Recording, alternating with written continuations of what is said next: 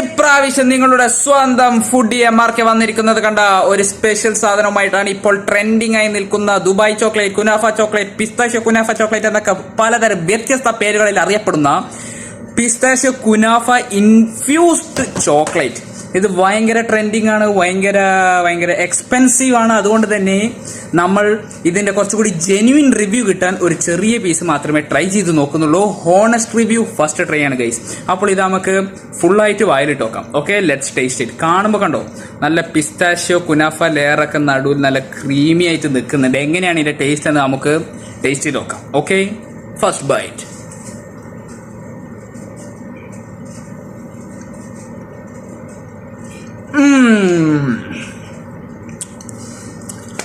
My God, taste എന്ന് വെച്ചാൽ ഇതാണ് ഒരു ഒന്നൊന്നര ടേസ്റ്റ്. ആ ചോക്ലേറ്റിന്റെ ആ ഒരു ക്രീമിനെസ്, ആ പിസ്താഷ്യോന്റെ ആ ഒരു ഫ്ലേവറിന്റെ ആ ഒരു പഞ്ച് ഉണ്ടല്ലോ, ജസ്റ്റ് ബ്യൂട്ടിഫുൾ.